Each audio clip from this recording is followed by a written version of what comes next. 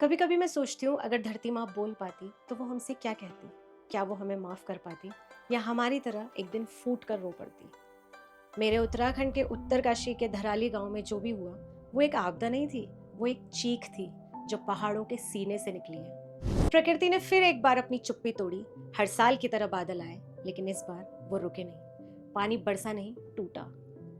घर उजड़ गए, सड़कें बह गई, लोग फंस गए और कुछ वहीं दफन हो गए। ये पहली बार नहीं हुआ है। 2013 में केदारनाथ, 2021 में चमोली, 2023 में जोशीमठ और अब 2025 में अपना धराली। हर बार हमने कहा नेचर का रौद्र रूप, हर बार प्रकृति ने हमें चेताया, लेकिन क्या हमने सुना? नहीं। उत्तराखंड में बादल फटना एक आम घटना हो गई है, लेकिन अब समझना जरूरी हो गया है कि बादल फटना होता क्या है। जब जमीन गर्म होती है तो गर्म हवा ऊपर उठती है और अपने साथ ले जाती है नमी। पहाड़ी इलाकों में बादल फैल नहीं पाते और ये नमी एक ही जगह इकट्ठी हो जाती है, या यूं कहिए बादल एक जगह अटक जाते हैं। जब ये जरूरत से ज्यादा भारी हो जाते हैं तो हवा और तापमान जरा भी बदले एक साथ टूट पड़ते हैं, एक ही जगह में कुछ ही मिनटों में। एक महीने की बारिश, इसे कहते हैं क्लाउड बर्स्ट या बादल फटना, और नतीजा तबाही, फ्लैश फ्लड्स, लैंडस्लाइड्स। मेरी तरह आप भी सोचते होंगे कि पहले ये सब इतना क्यों नहीं होता, क्योंकि हमने पहाड़ों की जैविक संरचना बिगाड़ दी, पेड़ काट दिए, जमीन पक्की कर दी, नदी के किनारे कंक्रीट बिछा दी।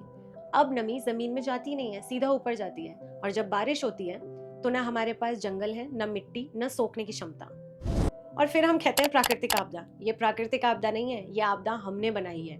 टूरिज्म के नाम पर बिना योजना की सड़कें, हाइड्रो प्रोजेक्ट्स के नाम पर पहाड़ों में सुरंगें, और विकास के नाम पर प्रकृति से दुश्मनी। हमने इन शांत पहाड़ों को इतना खोखला कर दिया है कि अब जब आपदाएं आती हैं तो हमें चौंकना नहीं चाहिए, हमें शर्मिंदा होना चाहिए। गांव वालों ने कहा था दरारें आ रही हैं, पानी का बहाव बदल गया है, लेकिन उनकी आवाज कागजों में ही रह गई। उनका डर शहरों तक पहुंच ही नहीं पाया। धराली में जो हुआ वो पहली त्रासदी नहीं है, और अगर अभी भी हम नहीं जागे तो आखिरी भी नहीं होगी। उत्तराखंड जैसे संवेदनशील राज्य जिसमें बादल फटना, लैंडस्लाइड ये हर साल हो रहा है, इसमें सरकारों की लापरवाही और निष्क्रियता किसी आपदा से कम नहीं है। अगर 2013 की त्रासदी हम याद करें तो 2007 में स्टेट डिजास्टर मैनेजमेंट अथॉरिटी का गठन किया गया था, और 2012 तक यानी 5 साल ना कोई रूल्स बने, ना कोई रेगुलेशंस, ना कोई गाइडलाइंस, ना कोई पॉलिसीज। 5 साल में एक भी बैठक नहीं हुई। शर्म आनी चाहिए। ये सोचेंगे हमारे बारे में, ये सरकारें सोचेंगी हमारे बारे में।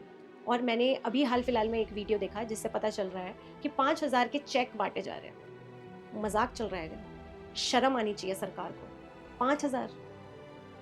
मैं तो ये बोलती हूँ कि 5,000 की जगह अगर आपने इस्तीफा दे दिया होता मुख्यमंत्री जी, तो शायद किसी के दिल को राहत मिल जाती। जब 2013 की आपदा आई थी तो उस समय हमारे मुख्यमंत्री विजय बहुगुणा थे, और उन्होंने इस आपदा के चलते इस्तीफा दे दिया था। आप क्या दे रहे हैं? 5,000 का चेक। मजाक समझा हुआ है क्या? आप सोचिए कि आपके घर का कोई इंसान मिला ही नहीं और दफन हो गया, कैसा लगेगा आपको? ये सिर्फ एक वीडियो नहीं है, ये सवाल है आपकी जिम्मेदारी पर। और अगर आपको लगता है कि आवाज आगे जानी चाहिए तो इस आवाज को आवाज दीजिए। लाइक की बजाय सोचिए, शेयर की बजाय सवाल कीजिए, और सब्सक्राइब की बजाय जागिए और दूसरों को जगाइए। और अगर हम इस बार भी नहीं जागे तो अगला धराली आपका गांव होगा। अरे भाग गया, ये मेरी माँ चली।